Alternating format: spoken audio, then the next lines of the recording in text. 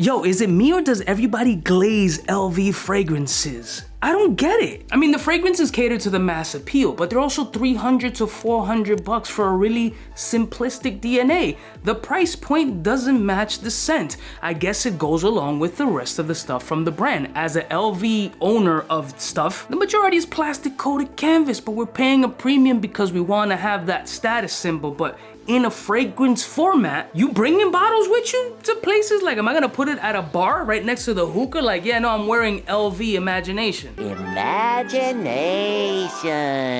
Huh? The scent is nice, but not for $4. However, what if I can put you onto a more affordable option with the same kind of DNA, stronger, with its own twist that makes it, for me, a little bit better. Ew. Let's roll my music so I can put you onto Marwa.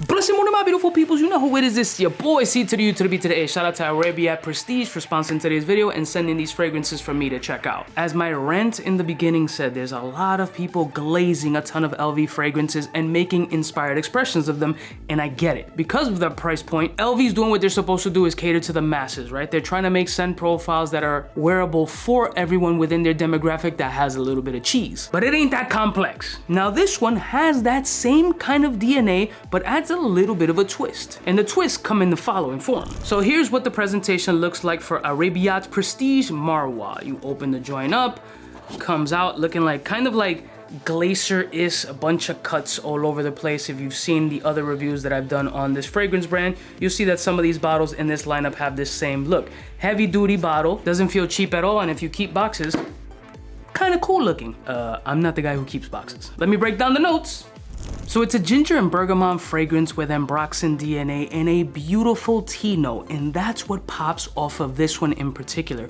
As a tea fan, the bergamot and the tea essence, almost like a black tea kind of vibe, really pops off beautifully, adding this herbaceous broken tea bag sensation that you can just smell the leaves in its natural format, all dehydrated. There's this beauty, there's this citric energy, there's still a little bit of an aquatic feel, but it leans a lot more tart with tea and makes it inviting, sexy, and interesting. Like this fragrance right now, it opens up musky, punchy tea with a lot of citrus nuance, but it also stays creamy, smooth, elegant, wearable, and almost fresh laundry-like. Now the dry down of this fragrance starts to produce a little bit of a frankincense kind of energy, which adds this smoky nature, almost spiritual aspect to this overall fresh, citrusy, aquatic-y kind of DNA with a little bit of body. What I liked about the Marwa is that it didn't present any sharp edges. It didn't feel overly synthetic. It didn't feel like a shitty reproduction of a fragrance. It added its own personality to the fragrance, and the tea note in here, along with the bergamot and musk, makes it very handsome, debonair, gentlemanly, clean,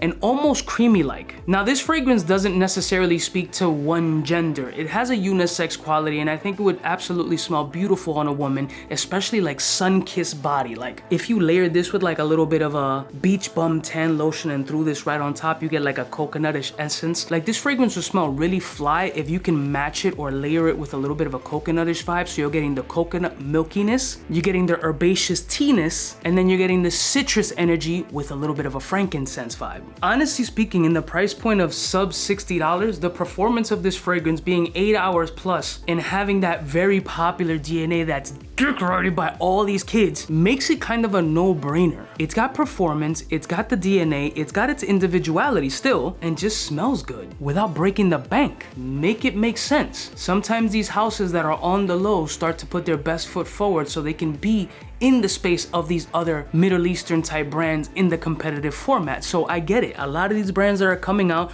with the same DNAs, everybody's trying to be competitive to make the best product for the best price, attainable for the masses. I think Arabiyat really did it with Marwa, especially if you're looking for that imagination style DNA at a price point that don't break your balls. I love y'all mother suckers from the heart. I'll put a link in the description if you guys are interested in this joint. Like if you're an LV fragrance fan, which I truly am not really because of the reasons that I mentioned earlier, but you can appreciate a nice scent as long as it doesn't break the wallet, why not? I love y'all mother suckers from the heart. Don't forget to like, share, and subscribe, and I'll see y'all bitches next time. You know who it is, biggest in the game. Smooches. fly gun holder, money folder, molar roller, start attack when it's time to call back. For the rough, rugged, and raw way, this nigga Jay, it's a game, but he don't play. Hey, for all the chicks that got dead in the penthouse suite on top of my mom's crib. It's